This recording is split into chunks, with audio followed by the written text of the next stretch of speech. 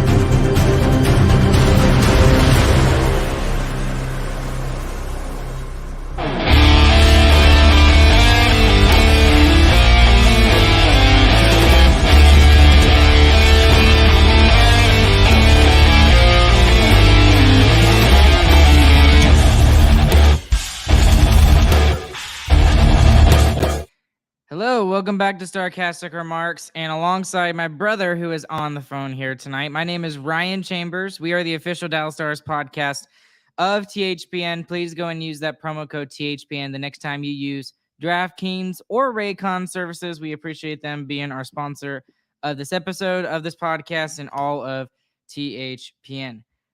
Tonight was a fun one, guys, and unfortunately the Stars are on the losing end of this tonight. They lose in the first overtime tonight by a final score of 5-4. Yanni Gord's the one who puts it away about 7 minutes in, and in my opinion, this was arguably the single greatest performance by an individual player in Dallas Stars history, and it was absolutely 100% wasted tonight. Chris, how are you doing, bud? Let's make sure people can actually hear you. I'm doing good. I was at the game, so I was able to talk a little bit to the atmosphere, and it was crazy in there. Even when the Stars were doing extremely bad in the second period, the building was just waiting to blow up the whole time. So fans did our job. Unfortunately, we weren't able to get the fifth one. I guess Pavelski needed the puck a little bit more. So for you tonight, what was like the biggest difference, the biggest takeaway out of tonight's game? Because for me, there is an obvious one, but I'll let you have the floor first. The biggest difference to me was the puck battles. Every time the puck was along the boards, every single time the Kraken came away with it. I mean, and that was especially true in the first and second period. I mean, the Stars could not win a singular puck battle, and the forecheck of the Kraken was all over our blue liners. Our blue liners were probably the worst part of our game, and a game that had a lot of bad parts. So definitely the puck battles and the forecheck from the Kraken.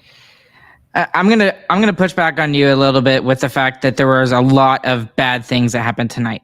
There was one bad thing, and it led to several different things, in my own opinion. I thought the Stars had a lot of good things tonight, and I just think they just weren't ready. I think they, just like the first a couple of games, it was a couple of games in the first round series, they just weren't ready to go, and unfortunately, Ottinger was not really able to kind of save their bacon tonight, just because of the fact that, and your point is kind of the same one that I was thinking, but I'm specifically, Chris, looking at the forecheck. I feel like the forecheck was just absolutely relentless by the Seattle Kraken. And I know a lot of Stars fans were thinking, oh, well, we got the Seattle Kraken instead of the Colorado Avalanche. Yay. And I was very quick to ring the bell and say, hey, hold on. Like, let's pause this for a second, because the Seattle team, I think, is a lot better than a lot of Stars fans are giving it credit for. And I think they showed everybody, not just Stars fans, but everybody tonight, that they're a force to be reckoned with. So what do you think overall of like the idea that Dallas Stars fans had of the Seattle Kraken? I mean, I don't think anyone took them for granted. I mean, they were very good, especially their full team play was on full display tonight. I mean, every single line was rolling. Their first 4 goals, there was only one player that had more than 1 point. I mean, they really spread out the offense just like they have all season long. But I don't think the Stars had a good game. I mean, if you have only one guy scoring all 4 goals, that's really awful. The end of the first period was terrible. A breakdown like that just can't happen. I mean, sure, Ottinger should make one of those saves for us, but none of those are on our fully. There's not like he made a bad save in there.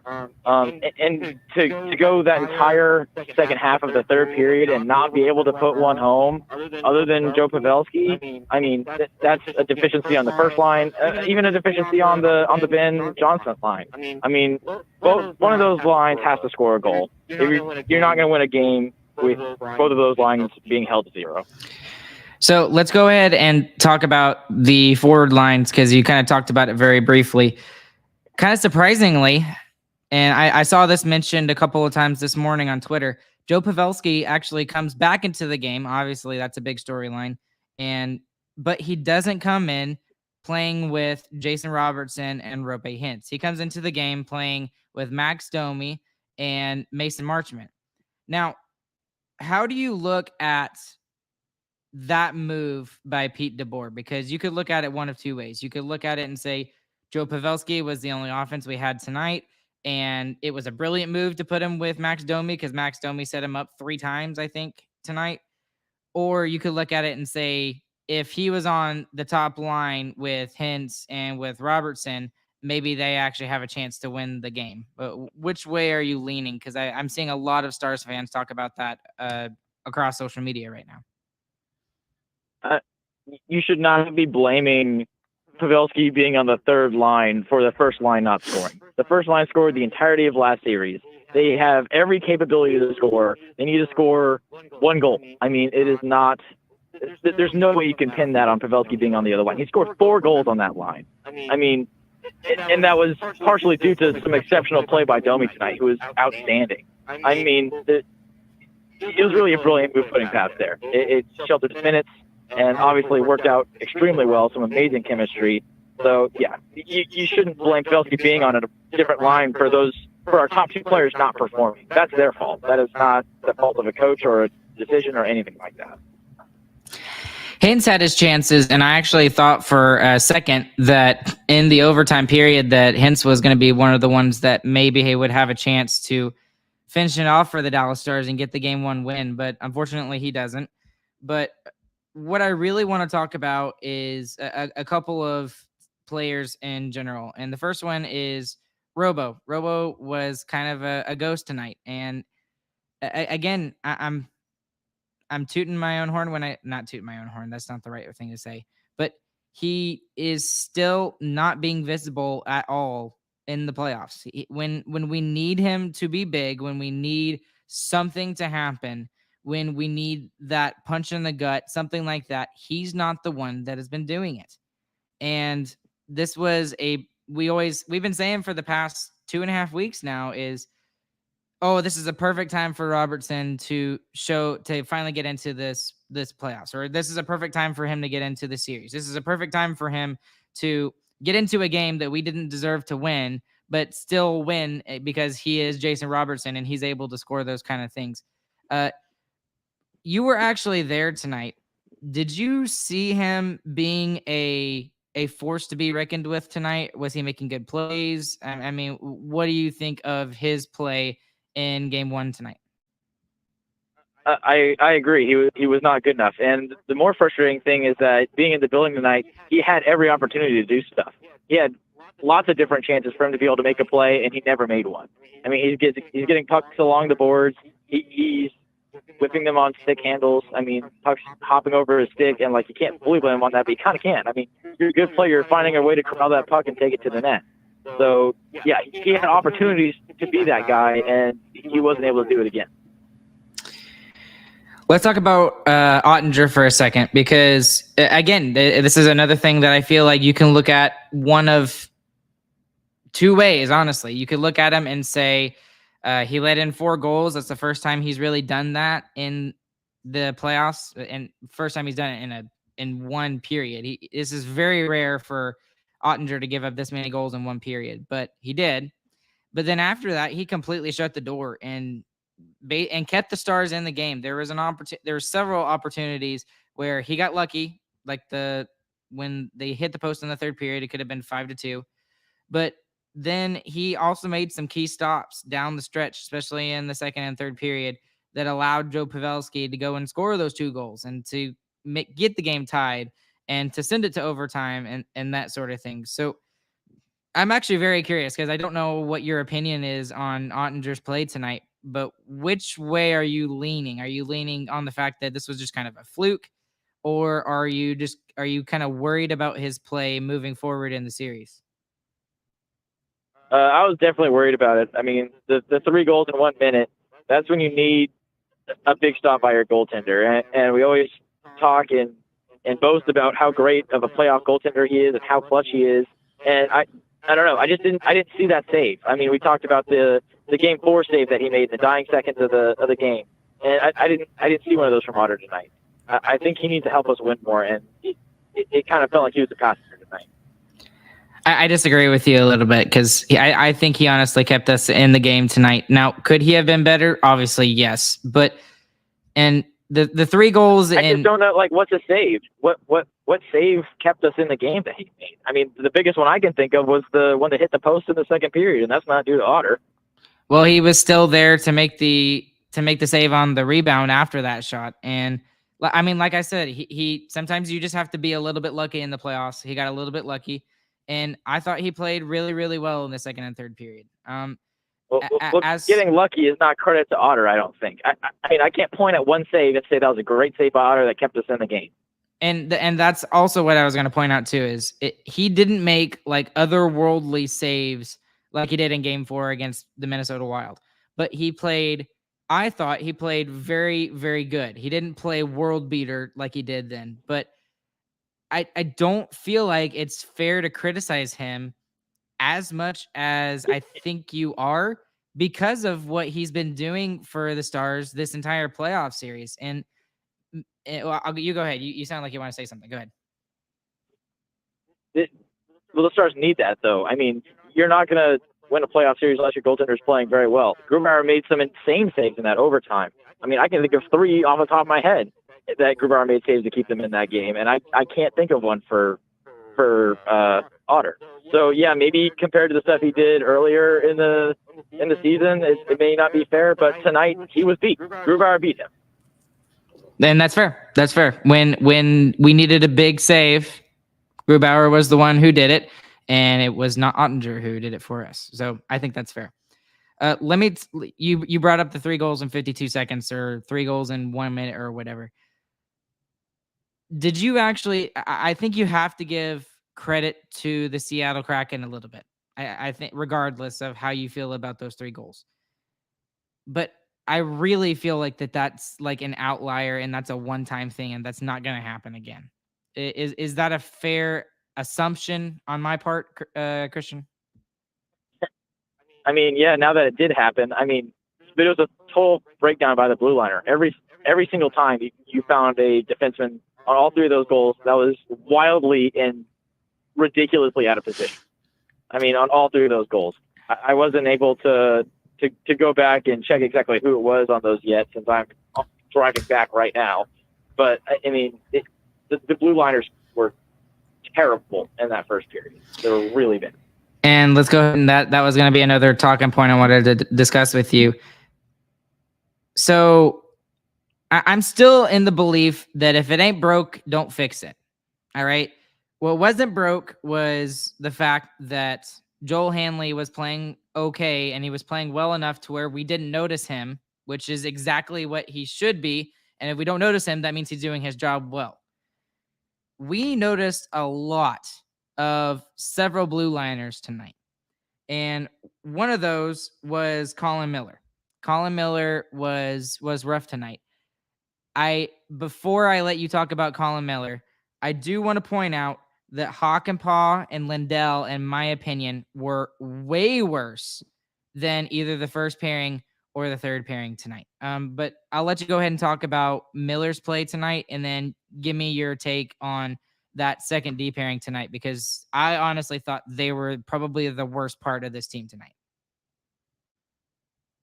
Yeah, I mean, the choice to slot in Miller is interesting. I get what DeBoer is trying to do. Even when Hanley was in, he still wasn't playing a lot of minutes. So you're trying to give those minutes, spread those minutes out a little bit more among the blue liners. If Miller's playing well, then we can trust him for 12, 13 minutes. But he wasn't. So in those first two periods, he was really a defensive liability. We were trying to hide him in our lineup. Luckily, he played a lot better in the third period and overtime. But I mean, two of the first three goals are on Miller. I don't recall which ones they were, but he played extremely bad in the first two periods. He was a total liability. Hockenpah and Lindell, I know Hockenpah was one of the other three in that first period, where he was already up the ice when the Kraken had a good forecheck and got the puck back and got it in front. So that was him being out of position. I don't recall Lindell at all, though. But yeah, the blue line was bad. Yeah, and what did we talk about with Joey from the Kraken pod, Chris? We talked about what is, and you mentioned it before I even could. If you look at the Dallas Stars and on paper, what is the thing that you can say, look at the clink in the armor and kind of exploit that? And that's the defense. And the defense has been pretty solid overall, especially in the first round series. They were pretty solid. But tonight, the Kraken really made them look stupid and made them look really, really bad. Just to give you some... Yeah, and I think DeBoer was outcoached in that regard, because, I mean, the Kraken came out and that's what they attacked. They attacked our blue line and their ability to move the puck in our own zone. Their forecheck was all over us, and I don't think that was a mistake. I mean, that forecheck was designed to go after the weak spot of this team, and they did a very good job of it. As the game went on, I would argue that the breakouts, which were atrocious in the first period, we could not get out of the zone to save our lives, and maybe even in the second period, you could say. But I thought as the game went along that Dallas was able to get their breakouts better. They were playing better defense as the game went forward. Would you agree with that, or would you disagree with that? Yeah, that's definitely true, especially in the third period when all the momentum was going away. It took a Joe Pavelski goal out of nowhere, but after that happened, we were really going downhill. Well, okay, and just back to some of the stats I wanted to point out. So Yanni Hockenpah, Colin Miller, and Esa Lindell. Esa Lindell ends the night with 2 penalty minutes. He has 1 hit, and he's a -3, an absolute -3. That is team worst. And on the opposite side, you've got Yanni Hockenpah, who ends the night as a -2, and then Colin Miller ends the night with a -1. And I know that we don't like to talk about plus minus when it comes to long term, but when you look at one game, which is what we're doing tonight, I mean, that stat alone says it all. Yeah, I'm not going to concede anything to plus minus, because I think Lindell's out there against some of the better players from the Kraken. But yeah, I don't think the blue line was good. I just don't think you can look at Hockenpah and look at Miller and say, oh well, they suck, and then Esa Lindell didn't. He had probably the worst game I think I've seen in several months from him. And I'm not just saying that because of the -3. I'm really not. It was just his general play. He took a really bad penalty that really actually was a bad penalty, and then he was getting outworked, and he was reaching for pucks. He wasn't